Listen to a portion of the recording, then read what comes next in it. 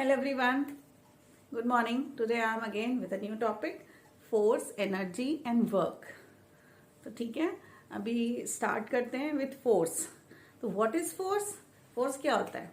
Force is push और पुल.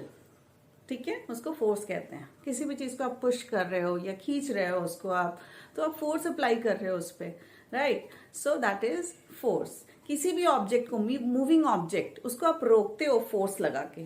और any stationery object जो रुका हुआ है, स्टेशनरी जो रुका हुआ है, उसको भी आप पुश करते हो, फोर्स लगाते हो, तो you can move it. Okay, you can change the shape of an object. किसी भी ऑब्जेक्ट का शेप आप चेंज कर देते हो, राइट? लाइक कुछ भी आप चेंज कर सकते हो with applying force. The direction of any object, कोई मूविंग ऑब्जेक्ट आ रहा है, उसका डायरेक्शन भी आप चेंज करते हो while applying force. Okay, so it is push or a pull. It is known as force. Now two types of force are there: contact force and non-contact force.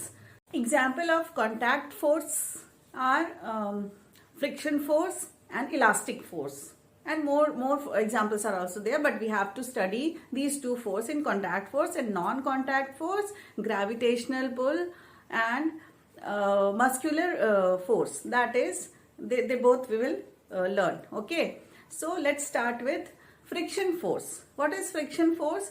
When we two surface है, उसको आप ऐसे आप slide कर रहे हो, ठीक है, तो एक फोर्स लग रहा है अपोजिट डायरेक्शन. जैसे आपका हाथ आगे जा रहा है, तो इसके अपोजिट डायरेक्शन में एक फोर्स लग रहा है, that is called friction force. तभी तो आप बहुत जोर जोर से हाथ को आप रब करो तो आपको हीट फील होगा. You will feel the heat. Okay, specially winters में आप देखो, बहुत जोर जोर से आप रब करते हो ना. जब आप कहीं बाहर जा रहे हो, कहीं ठंडी लग रही है, तो आप ऐसे से रब करते हो तो गर्माहट आ जाती है. कैसे आती है? Because of friction. Okay, the surface is not that much smooth. तो दोनों कॉन्टैक्ट में एक दूसरे के रब कर रहा है एंड फ्रिक्शन फोर्स इसके अपोजिट में लग रहा है. सो इसको ये गर्म हो जा रहा है, जिसकी वजह से हीट आ रही है. ओके, जैसे एक simple example I am showing you. This one, ये देखो, ये स्लाइड है. दिस इज वेरी स्मूथ, बहुत पतला है. जैसे आप स्लाइड वगैरह खेलते हो ना पार्क में, आप इस पे आप कार रख रहे हो, ठीक है, और देखो कितना जूम से नीचे आ गया ये कार, है ना. सेम मैं इसके ऊपर रफ सरफेस एक रखूंगी, ठीक है, टॉवल रख रही हूं इस पे. सेम है, इंक्लाइंट वही है. ओके, बट देखो, अब देखो स्लो हो रहा है ना, वो रुक रुक के नीचे जाएगा. ओके, वो रुक रुक कर नीचे जा रहा है. दैट मीन्स जितना रफ सरफेस होगा उतना ज्यादा फ्रिक्शन होगा. ओके, बिकॉज ये जो गाड़ी नीचे आ रही है, बट एक अपोजिट फोर्स यहां से इसको नीचे लग रहा है सरफेस से. Okay, because the friction, because rough surface is there. So इसकी वजह से ये इतना स्मूथली, जैसे आपने देखा इसमें विदाउट टॉवल का, स्मूथ सरफेस पे कैसे स्लाइड किया, एकदम से रुकना मुश्किल हो रहा है ना, तो उस तरह से नहीं करता है फिर वो. तो फ्रिक्शन, जितना ज्यादा रफ सरफेस होगा उतना ज्यादा मैक्सिमम फ्रिक्शन होगा. एंड कभी कभी हमें फ्रिक्शन फोर्स को रिड्यूस भी करना होता है. कब करना होता है? जब आपकी, स्पेशली आपकी गाड़ी चल रही है, जो कुछ अंदर गाड़ी के अंदर जो मशीन है, इंजन्स लगे हुए हैं, उसमें आप देखते हो ग्रीस लगाते हैं, है ना, तो स्मूथ करने के लिए, ताकि वो इजीली वर्क कर पाए. उनका जो मशीन है, वो जो इंजन के अंदर जो पार्ट्स हैं, जो अच्छे से मूव करने के लिए फ्रिक्शन को वहां पे कम किया जाता है ना, टू रिड्यूस दैट फ्रिक्शन. उसमें ग्रीस वगैरह, ऑयलिंग वगैरह करते हैं ना, हम साइकिलिंग वगैरह करते हैं, या स्विंग मशीन में भी आप देखते हो कभी कभी हार्ड हो जाता है, वो चलता नहीं है, तो उसमें ऑयलिंग करने से उसका फ्रिक्शन को कम कर रहे हैं हम. सो दैट कि इजीली वो चल पाए, है ना. ऑल्सो कभी कभी आप देखते हो बॉटल का ढक्कन नहीं अच्छे से खुलता है, कैप नहीं खुल रहा है ना, कुछ ऐसा मेटालिक, कुछ ऐसी डब्बा है, उसका आप ढक्कन खोलने में मुश्किल हो रही है, तो वहां पे भी थोड़ा सा ऑयल डाल देने से वो इजीली उसको आप खोल पाते हो. ठीक है. So next one is friction, contact force में next one is elastic force. तो इलास्टिक फोर्स क्या होता है कि इलास्टिक, जैसे आप इलास्टिक को, रबर को स्ट्रेच कर रहे हो, तो इट्स मैक्सिमम इलास्टिक फोर्स लगा हुआ है यहाँ पे. ओके, और जैसे ही आप उसको छोड़ते हो, it gains its original shape. ठीक है, ये अपने ओरिजिनल शेप में आता है, that is called elastic force. ठीक है, जैसे ही आपने जोर से खींचा, इसकी लेंथ बढ़ गई, बट जैसे ही आपने वापस छोड़ा तो ये अपने ओरिजिनल लेंथ में आ गया. That is elastic force. Now I am going to tell you about non contact force. Okay, उसके एग्जाम्पल क्या थे? Gravitational force and muscular force. So let me start with gravitational force. What is gravitational force? तो gravity क्या होती है कि किसी भी ऑब्जेक्ट को जो अर्थ अपनी ओर खींचता है, that is gravitational force. And gravitational force is very important as it holds everything close to our earth like plants, animals, water, buildings and even air also. सांस ले पाते हैं इसकी वजह से, है ना, because air is also present. Now come to second example, muscular force. What is muscular force? आप कुछ भी उठाओ, बाल्टी वगैरह उठा रहे हो हैवी पानी वानी डाल के, जैसे आप उठाते हो कोई बकेट, या आप कुछ भी हैवी ऑब्जेक्ट आप उठा रहे हो, खींच रहे हो उसको, या उसको आप पुश कर रहे हो, तो आप क्या यूज कर रहे हो? अपनी बॉडी के मसल्स यूज कर रहे हो, है ना. So that is muscular force. जो भी आप काम करने में आप अपने मसल्स को यूज कर रहे हो, ठीक है, किसी भी हैवी चीज को उठाना है या उसको पुश या पुल करना है, कुछ भी करना है ऐसे, तो you are using your muscles, है ना, अपने बॉडी के मसल्स को यूज कर रहे हो, तो that is muscular force. Okay, so now let's start. So what is energy? Energy is the ability to do work. It is required to make anything move or change.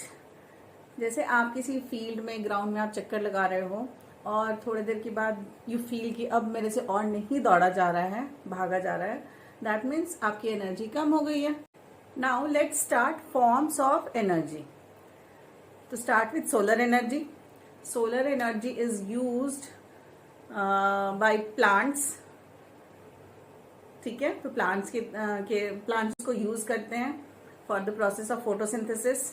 And जो आपकी batteries होती हैं कुछ, जो सन की light से charge हो जाती हैं, okay, that is also used. Even solar energy use करते हैं जो इलेक्ट्रिसिटी में कन्वर्ट होके फिर उसको हम यूज करते हैं घर में. सोलर एनर्जी के बाद wind energy. Okay, so wind energy में क्या करते हैं कि विंडमिल होता है, okay, that is use to create electricity. तो वो जो विंडमिल होता है ना, पवन चक्की जिसको बोलते हैं, ठीक है, वो बहुत हाइट पे रहता है और उसके ऊपर फैन लगे होते हैं. तो जब वो फैन हवा से, जैसे वो हवा चलती है तो वो फैन ऊपर गोल गोल घूमने लगता है, तो नीचे जो उसके साथ नीचे उसके साथ अटैच टर्बाइन होता है, वो घूमने लगता है. जब उसकी स्पीड बढ़ती है तो इलेक्ट्रिसिटी जनरेट होती है. Water energy, that is also very important energy. Everybody depends upon water, plants, people, even animals, everyone depends upon water. तो वाटर एनर्जी से भी इलेक्ट्रिसिटी जनरेट होता है. ओके, सो जब उसमें क्या होता है कि डैम बनाते हैं, उसमें रिवर के वहां पे रिवर के वाटर को रोकते हैं डैम बनाकर, और उसमें गेट्स होते हैं छोटे छोटे, जिसमें से पानी एकदम प्रेशर के साथ नीचे गिरता है. तो वो टर्बाइन को घुमाता है, उसकी वजह से क्या जनरेट होता है? इलेक्ट्रिसिटी जनरेट होती है. This is called hydro power electricity. Next is heat energy. Heat energy जो जैसे आप कोल है उसको जलाते हो, है ना, एलपीजी गैस यूज करते हैं हम घर में टू प्रिपेयर फूड, खाना बनाने के लिए, है ना. केरोसिन ऑयल है, एलपीजी गैस है, इन सबको हम यूज करते हैं खाना बनाने के लिए. And next energy is what is electrical energy. जैसे आप लाइट जला रहे हो, कुछ भी मशीन यूज कर रहे हो, washing machine, TV, fridge, mixie, कुछ इस तरह से चीजें जो इलेक्ट्रिक इक्विपमेंट जितने भी हम यूज कर रहे हैं, तो इलेक्ट्रिक एनर्जी से ही तो चल रहा है ना. वो हम इलेक्ट्रिक स्विच ऑन करते हैं तो इलेक्ट्रिक फ्लो होना शुरू होता है, उसकी वजह से वो एनर्जी क्या कन्वर्ट उस मशीन्स को चलाती है ना. तो this is electrical energy. Next is potential energy. अब पोटेंशियल एनर्जी क्या होता है कि जैसे ये आपने तीर धनुष यूज किया है, बो एंड एरो, ठीक है, तो इसमें जब आप इसको ऐसे खींचते हो एरो को, तो इस पोजीशन में जो ये है, this is potential energy. Okay, तो ये जो पोजीशन है that is potential energy, that this is having that potential कि वो कितनी दूर जा सकता है, कितनी स्पीड में जा सकता है. ओके, सो जस्ट ये मूव करने के पहला जो उसका पोजीशन होता है that is potential energy. It is exerted by a moving object. जैसे यहां से एनर्जी जैसे यहाँ रोक के रखा दैट इज पोटेंशियल, और जैसे ये मूविंग में चला गया तो दैट इज काइनेटिक एनर्जी।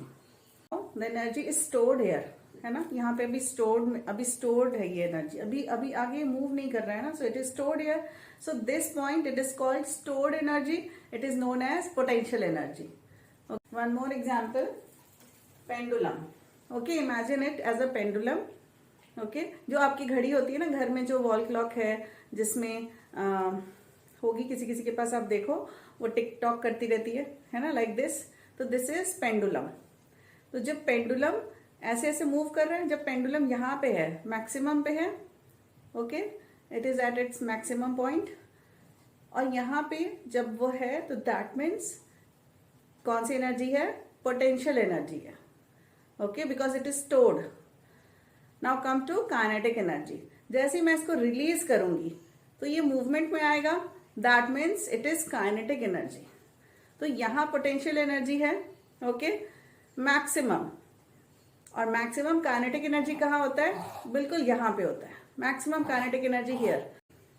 ठीक है, potential plus kinetic is equal to mechanical energy. Now we will do work. अब जैसे आप सुनते हो ना कि ऑफिस से काम करके आए, वर्क करके आए, फैक्ट्रीज में वर्क किया, आपको होमवर्क मिला, क्लास वर्क हुआ, किया आपने, तो ये वर्क है। But in science different definition है थोड़ा। उसमें क्या है कि फोर्स अप्लाइड किया किसी ऑब्जेक्ट के ऊपर, और उस ऑब्जेक्ट को कुछ डिस्टेंस तक अगर हम लेके गए हैं, दैट मीन्स कि work is done.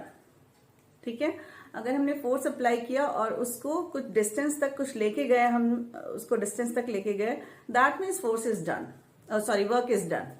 Okay, so जैसे आपने बुक पढ़ रहे हो, तो इन साइंस आप कुछ काम नहीं कर रहे हो, बुक पढ़ना is not a work. Okay, लेकिन आपने पेज टर्न किया, आपने एक पेज को उठा के दूर तक लेके गए, दूसरी साइड लेके गए, दैट इज आपने वर्क किया।